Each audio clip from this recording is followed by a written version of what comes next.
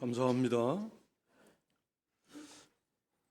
오늘 여기 본문 좀 유명한 성구도 있고 우리에게 낯설지 않은 그런 본문입니다. 엘이 이렇게 욕심이 잉태한즉 죄를 낳고 죄가 상상한즉 사망을 낳는다라는 말씀은 우리가 익히 잘 알고 또 암송하는 그런 중요한 그런 말씀인데요.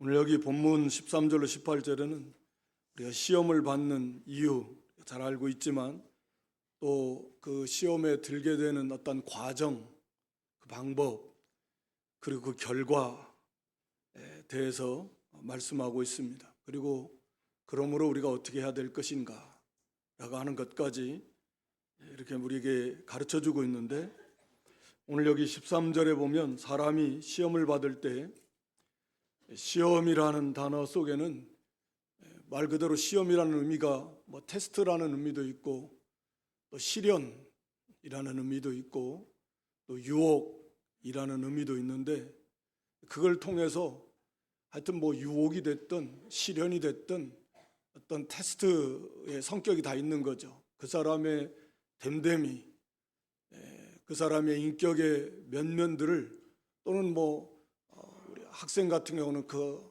실력 정도를 시험을 통해서 나타내는, 알 수 있는, 우리 신앙의 그 정도는 이 시험을 통해서 그 사람의 신앙의 정도가 어떤 것인가를 또 알게도 해주고 또 그를 통해서 잘 만들어가는 그런 아주 중요한 그 수단과 방법으로 하나님이 쓰신다. 그 앞에서는 그래서 여러 가지 시험을 만난다 그랬습니다. 왜냐하면 우리가 여러 가지로 부족한 면이 많기 때문에 여러 가지 시험을 통해서 우리를 온전하고 구별해서 조금 더 부족함이 없게 만드시는 하나님이시다.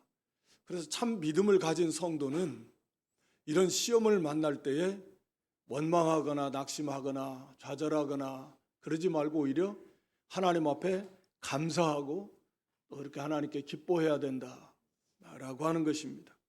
그리고 부족할 때는 앞에서 하나님 앞에 지혜를 구해라. 그 시험을 이길 수 있는 지혜, 하나님이 이길 수 있는 그런 길까지 다 가르쳐 주신 거예요. 내 힘과 능으로 안 되는 하나님의 지혜를 구해서 그 시험을 이길 수 있도록 믿음으로 구해서 이겨나가라. 그걸 말씀하고 있고, 시험을 잘 통과한 사람 생명의 멸관을 주시겠다. 근데 오늘 여기 본문에서는 이제 거기에 대해서 보통 오류에 빠지기 쉬운 그런 경우, 사람이 시험을 받을 때 뭐 유혹을 받는다. 여기 시험이, 시험 받을 때 내가 하나님께 시험을 받는다 이렇게 말하지 말라는 거예요. 다시 말하면 책임을 하나님께 전가하지 말라는 거예요. 왜 하나님이 이런 거죠? 왜 하나님이 이런 사람 만나게, 왜 하나님이 이런 일을 만나게 하셨지? 왜 하나님이 이렇게? 그러니까 그 말씀 속에는, 그 말 속에는 모든 책임을, 원인을 하나님께 돌리는 거예요. 우리가 타락한 인간의 특징 중에 하나인데 항상 남 탓하는 거죠. 자기 탓 안 하고 할 수만 있으면. 그러니까 부모 탓, 조상 탓, 뭐 다른 탓 다 하는 거예요. 하나님 탓. 그래야 하는 거예요. 창세기 3장 12절에 보면 하나님께서 아담에게 네가 왜 이 하나님 먹지 말라고 한 선악과를 먹었냐 물어보시니까 딱 하는 말이 하나님께 책임을 내요. 하나님께서 주신 그 여자 때문에, 그 여자가 나한테 이 실과를 줘서 내가 먹었습니다. 그러니까 자기 탓을 안 해요. 하나님 탓을 하는 거예요. 우리 보통 그럴 수 있습니다. 시험을 만날 때 왜 하나님이 이런 만나게 하죠? 그런 생각이 들어올 수 있고 사탄이 넣어주기도 하고, 그래서 거기에서부터 나오니까 이제 원망이 나오고 불평이 나오고 하나님을 믿지 못하는 거니까 이제 시험한다 그랬는데, 이스라엘 백성들이 광야에서 실패한 이유 중에 하나가 바로 어려움을 만나면, 시험을 만나면 거기서 하나님 탓을 하면서 원망하고 불평하고 믿지 못해가지고 그러다가 결국 망한 이유 중에 하나가 되는 거죠. 그래서 우리들도 어떤 시험을 만나든지 시험을 받을 때 하나님께 책임을 돌리지 말라는 거예요. 하나님은 악에게 시험을 받지도 아니하시고 친히 아무도 시험, 하나님은 악한 의도로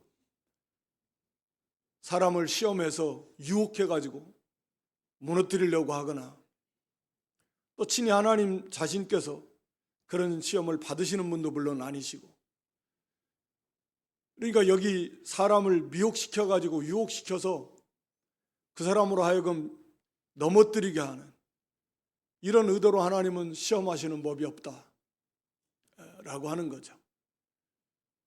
그러니까 자기가 여기 시험을 받는다라는 건 시험에 빠진다라는 의미인데 시험을 통과하지 못하고, 그래서 이 시험을 받는 이유는 거기 14절에 오직 각 사람이 시험을 받는 것, 그 시험을 마주쳐서 그 시험을 통과하고 이기지 못하고 그 시험에 빠져들어가는 것, 그것은 다른 것이 아니라 자기 욕심이다. 욕심에 끌려서 미혹되기 때문이다 라고 이렇게 말씀하고 있는 것입니다. 그러니까 원인이 항상 자기에게 있다라는 거죠. 다른 사람에게 있는 게 아니에요. 항상 우리가 하나님께 탓하고 또는 다른 사람 탓을 해서 미워하고 원망하고 불평하는 것.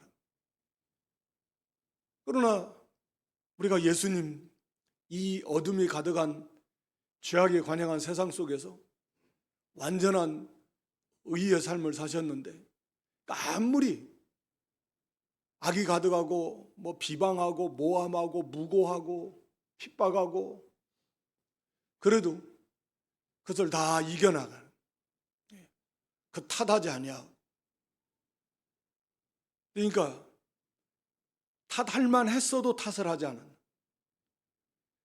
우리는 실제로 탓을 하지 않아도 될 일을 탓을 하는 경우가 많대. 그래서 결국은 시험에 푹 빠져 들어가 가지고 낙심하고 좌절하고 어려운 일을 겪을 때도 또 그렇게 되고 그런 시험에 빠지는 경우가 있고, 또 하나는 여기 욕심이라 그래요. 자기 생각, 자기 욕심대로 안 될, 그래서 원망하고 불평하고, 특히 여기 오늘 본문에서 시험이라는 단어는 미혹이라는 의미로 쓰였는데 미혹을 왜 당하느냐? 욕심 때문에 당해서 결국 꼴라당 넘어가고 만다 라고 하는 것입니다. 그래서 이 욕심이라고 하는 것은 우리가 너무나 친숙한 어떠한 특정한 일에 또는 대상에 대해서 아주 강하게 이 강한 그런 그 열망, 그걸 하고 싶어 하거나 또는 갖고 싶어 하거나 하는 그런 아주 강력한 그 욕망, 이게 이제 문자적인 그 의미인데,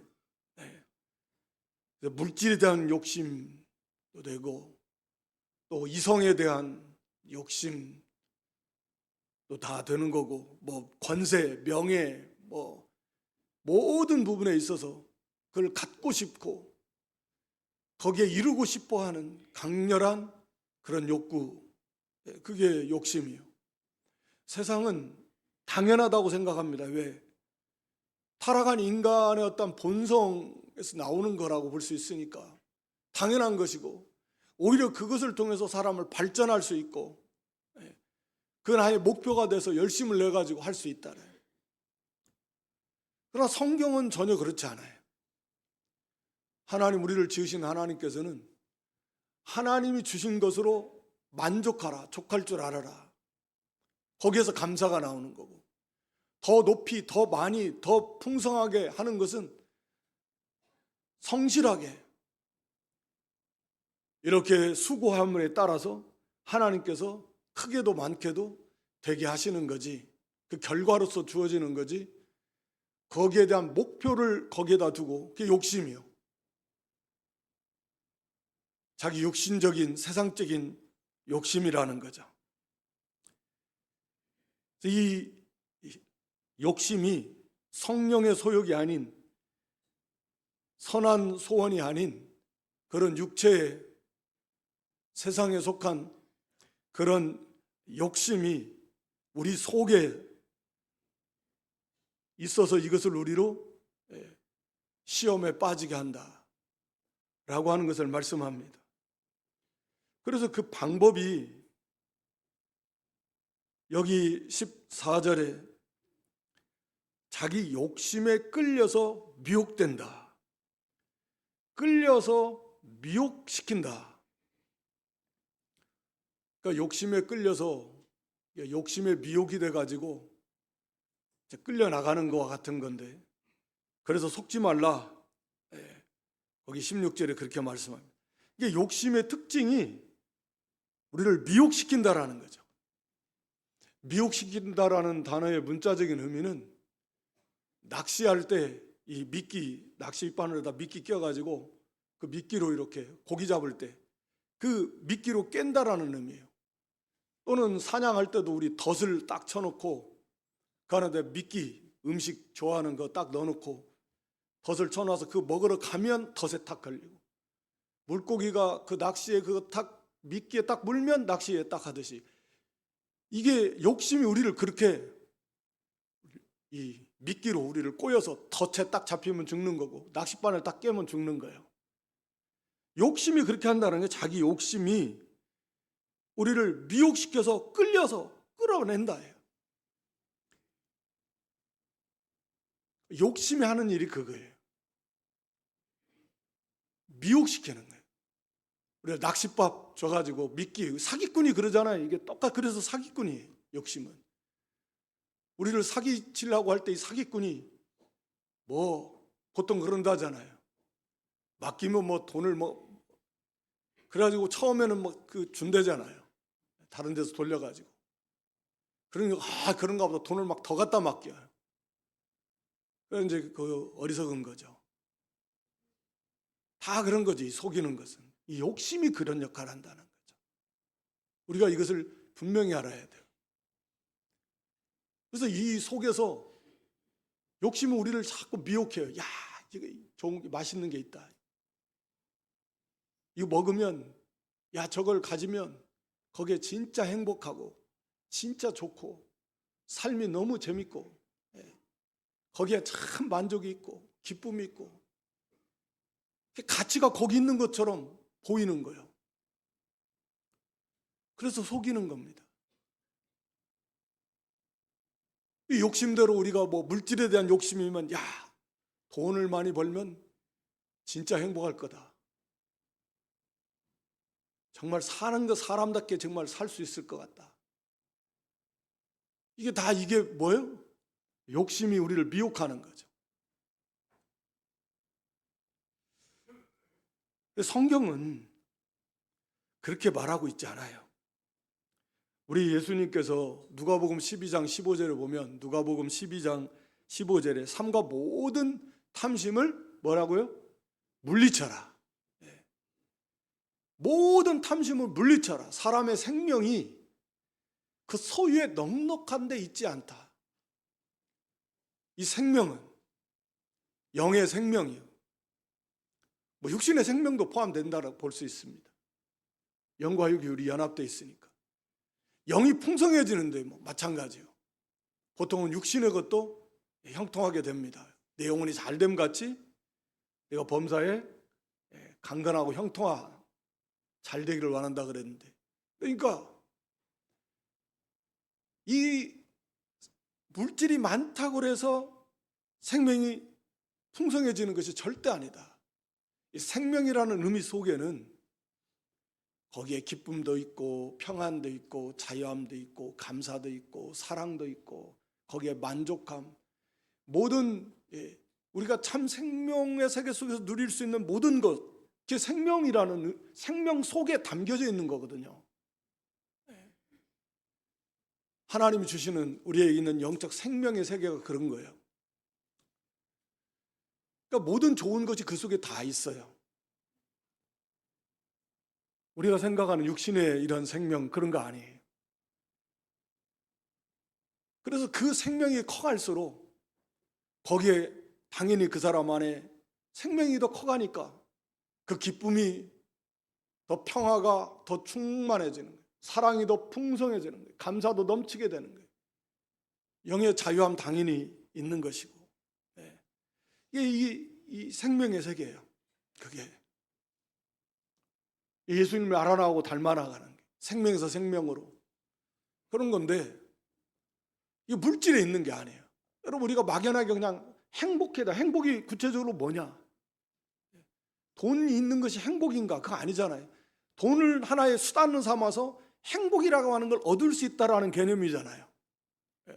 돈 있으면 행복하다라고 하는 것은 그런 거 아니에요. 돈으로서 얻을 수 있다라고 생각하는 거죠, 행복을. 막연하게 주입된 그런 생각인데 전혀 아니다. 그런 신뢰는 너무도 많지만 성경에 우리 주님께서 그 생명이 소유의 넉넉함이 있는 것이 아니다. 오히려 더 반대인 경우가 훨씬 많아요. 그래서 부자가 천국에 들어가는 것이 차라리 낙타가 바늘기 들어가는 것보다 더 어렵다. 천국 들어가고 천국 생활하는 거, 생명을 얻고 그 생명을 누리는 삶을 사는 것도 그만큼 어렵다라는 얘기잖아요. 오히려 그것이 걸림돌이 되고 그걸 막는 역할을 하는 거예요. 근데 우리는 그것을 지식으로는 아는데 진짜 이걸 깨닫는 게 참 문제인데, 달달달달 그걸 알아도 그래도 이것을 버리지를 못해요. 믿지 못한다라는 거죠. 예수님의 말씀을 믿지 못하는 거예요.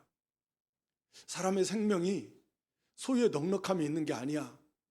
그래도 무슨 돈이 있어야지. 그래도 자기 속에는 참 끔찍할 만한 두려운, 절대 깨어지지 않는 아주 약한 이 부패한 생각이 속에 자리 잡고 있는 거죠. 정말 끔찍한 거죠. 하나님의 말씀에 정면으로 이 대적하는 그 사고가 아직도 내 안에 깨어지지 않고 있다라고 하는 거죠. 이건 정말 끔찍하고 두려운 일입니다. 그게 굴복시켜야 돼요. 그게 정말 믿어지고 깨달아져야 됩니다. 그래, 여기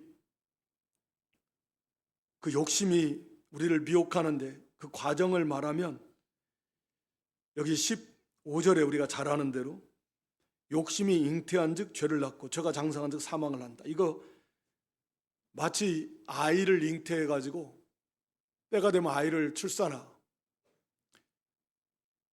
그래 가지고 이제 그 과정을 우리에게 말씀하고 있는데, 욕심이라고 하는 게 우리 마음에 딱 아이가 생명의 씨앗이 엄마의 자궁에 딱 잉태가 되듯이 이 욕심이라는 놈이 우리 마음에 딱 뿌리를 내린다라는 거예요. 근데 잉태, 이게 욕심이 난다 그랬으니까, 그러니까 욕심의 특징은, 이 죄의 특징이 그런데 가만히 있는 게 아니라 이게 점점 커지고 자라나요. 죄의 특징은 항상 그래요. 그래서 바늘도둑이 소도둑 되는 건데, 욕심이 딱 이게 마음에 자리를 잡아요. 그런 다음에 이게 자꾸 아이가 잉태돼서 거기서 자꾸 자라나듯이 이게 커져요. 내 마음을 서서히 점령해 가요. 이 마음 속에서 욕심이. 그래서 내 마음이 지배하는 거죠. 그럼 어떻게 되겠습니까? 이제 아이가 이제 더 이상 엄마 뱃속에 있을 수 없으면 밖으로 나와야죠. 처음에는 이 욕심이라는 놈이 싹 들어와서 내 마음에 딱 그 욕심이 뭐 너무 종류가 많으니까, 그런 어떤 한 욕심도 스쳐 지나가는 것 같은데 싹 어느 사이에 딱 뿌리를 내린 다음에 이게 없어지지 않고 점점 키워가요. 그러다 그게 내 마음을 점점 잠식해 가서 이제는 내 마음이 어느 정도 딱 지배가 되면 그 다음엔 그게 뭘로 나와요? 행함으로 나오는 거예요.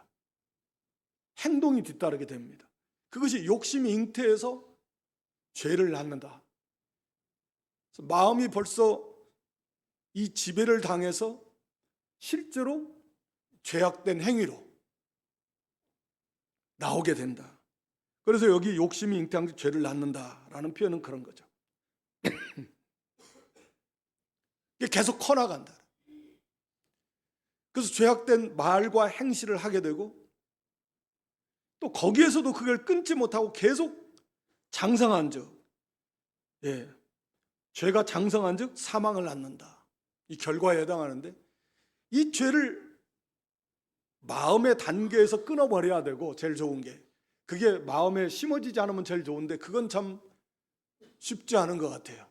하여튼 내 마음에 자리 잡지 못하도록 해야 되고 자리 잡았을 때 빨리 거기서 그것을 끊어야 되는데 그게 나오지 못하도록 말과 행실로 나오지 못하도록 해야 됩니다.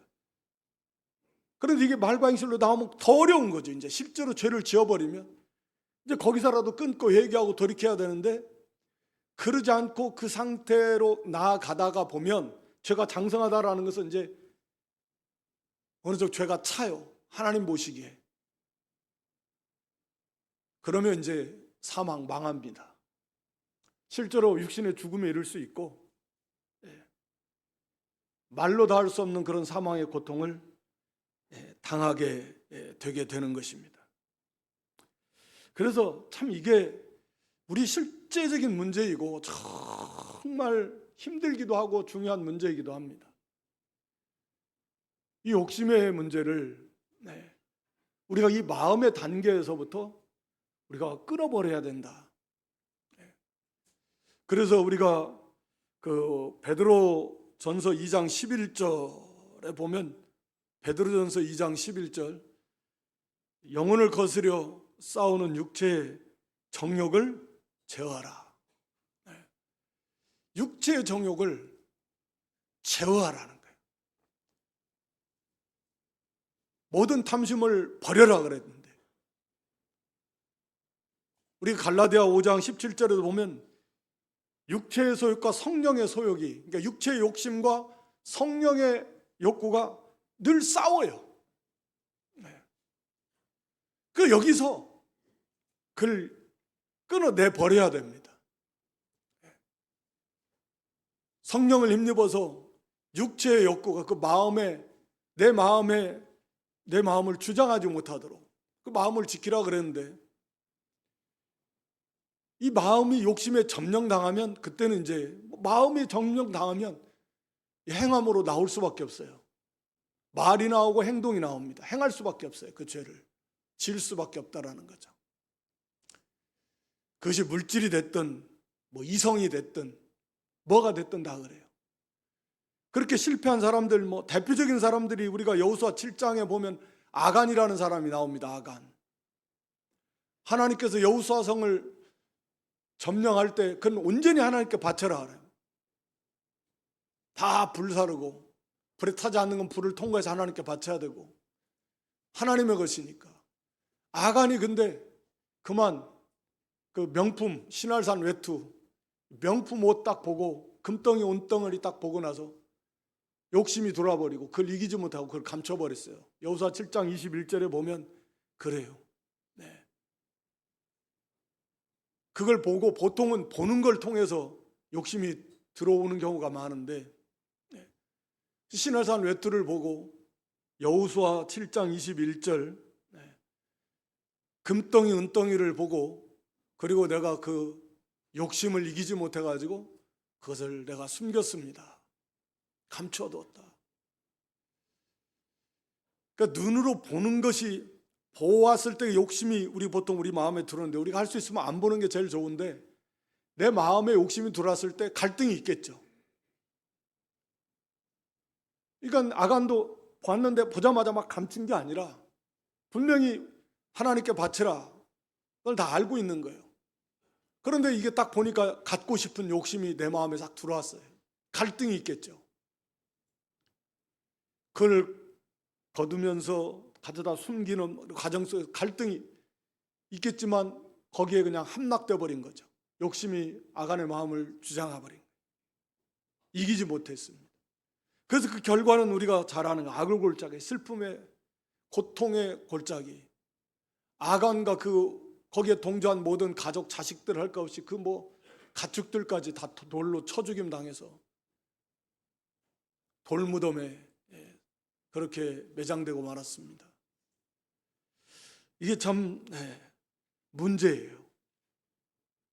이 엘리사 시대에는 그 위대한 선지자의 그 시종 게하시, 그 위대한 선지자 옆에서 얼마나 많은 하나님의 은혜를 받고 체험하고 배우고 했을 텐데도 그 욕심을 이기지 못해가지고 나만 장군에 가서 거짓말해가지고 그 옷 두 벌 받고 또 이렇게 돈 받아다가 결국 그 대가가 뭡니까? 문둥병 걸렸어요. 그걸 가지고 자기는 이거 자기도 이제는 종살이 벗어나가지고 남정 여종 사고 포도원 다 사고 이게 한번 잘 살아봐야 되겠다 생각했지만 문둥병 걸려버려요. 거기에 무슨 행복이 있냐? 아가는 그 명품 옷, 은덩이 금덩이 그 가지고 입어보지도 못하고 누려보지도 못하고 돌로 쳐 죽임 당해. 거기에 무슨 행복이, 기쁨이 있고 자유가 만족이 어디가 있어요? 죽음, 고통이에요. 사망의 고통이에요. 게하시도 일평생 그거 문둥병 걸리면서 문둥병 가운데 살아가는, 얼마나 고통 가운데 살아가 있어요. 다윗 같은 성군도 충신 우리아의 아내 목욕하는 모습을 보고 그걸 우연찮게 봤으면 빨리 돌이켰어야 되는데 거기서 보다가 그만 음란한 욕구에 마음이 점령당해서 음행죄를 짓고 그 대가로 음행죄가 아니라 그걸 감추려다 살인죄까지 짓고 남편을 죽이고 어마어마한 대가를 치렀습니다. 자기 큰 아들이 이복 누이를 범해서 그 고통을 당하고 그걸 원수 갚는다고 또 이복 누이의 친오빠 압살롬이 암논을 죽여버리고 나중에는 아버지를 반역해가지고 아버지의 후궁들을 취해버리고 이건 말로 다 할 수 없는 이 고통을 당하게 되는 것입니다. 실패한 거죠. 그러니까 이 욕심이란 놈이 이렇게 우리 마음에 들어와서 자리를 잡으면서 점점 자꾸 영역을 넓혀서 우리 마음을 점령한다. 여기에 우리가 여기서 끊어버려야 된다. 할 수 있다. 우리가 성령이 우리와 함께 하시고 우리가 새 생명, 새 성품을 받았으니까 이걸 물리칠 수 있다라는 거죠. 말씀을 붙들고 하나님 앞에 기도하면서 모든 탐심이 이 결국은 사망이다. 사망에 이르는 큰 고통을 당하게 될 것이고 또 하나님 육신의 생명을 데려가실 수도 있어요. 비참하게 된다라는 거죠. 절대로 거기는 행복이 없어요. 속지 마세요. 여기 오늘 본문에도 내 사랑하는 형제들아 속지 말라 제발. 욕심에 속아가지고 이 사기꾼 욕심에 다 속아요. 그래서 비참하게 돼요. 행복이 없어요. 그렇게 하나님 백성으로서 누려야 될 그런 생명의 세계에서 떠나가지고 사망의 세계 속에서 살아요. 그래서 제발 좀 속지 말아라. 욕심을 물리쳐야 됩니다. 물리쳐. 그리고 여기 17절에 각양 좋은 은사와 온전한 선물은 다 위로부터 빛들의 아버지께로서 내려오나니 그는 변함도 없으시고 회전하는 그림자도 없으시니라. 자, 속지 마. 욕심 때문에 욕심 가지고 그 욕심이 원하는 대로 한다고 해서 절대 거기에 행복, 만족, 기쁨 없다. 죄악의 낙은 있을 수 있습니다. 그러나 결코 행복하지 않아요. 복이 될 수 없습니다. 왜? 우리가 너무나 잘 아는 모든 복의 근원은 하나님이십니다. 오늘 여기 본문에 말씀하고 있는 대로 모든 좋은 선물하고 온전한 선물이다 이렇게 표현합니다. 여기 선물이나 또는 은사나 각양 좋은 은사 선물 다 같은 의미인데, 모든 여러 종류의 모든 좋은 선물, 그리고 온전한 부족함이 없는 그런 선물은 위로부터 빛들의 아버지, 하나님을 빛들의 아버지라, 빛을 창조하신 창조주라는 의미도 있고, 빛의 세계라는 게 생명의 세계잖아요. 거룩한 세계고 의로운 세계고 선한 세계고, 우리가 빛의 자녀들이고 욕심 어둠에 속한 거고, 그러니까 빛들의 아버지, 빛을 창조하신 창조주 하나님이 빛의 자녀들인 하나님의 백성들에게 모든 좋은 거, 온전한 그런 선물은 우리 하나님이 주신다. 아까 말씀드린 대로 참 기쁨이 세상에서 얻을 수 있는 기쁨이 아니에요. 요한복음 15장 11절에 보면, 요한복음 15장 11절에 예수님 안에 있는 기쁨이 너 우리 안에 있어서 우리 기쁨이 충만케 할 수 있습니다. 기쁨으로 충만한. 세상적인 것은 기쁨이 있는데 한쪽에는 염려, 근심, 걱정이 같이 있어요. 그러나 하나님 안에서 기뻐하는 기쁨은 그 기쁨이 그 사람 안에 충만해요. 요한복음 16장 22절에도 보여주시면 빼앗을 수가 없어요.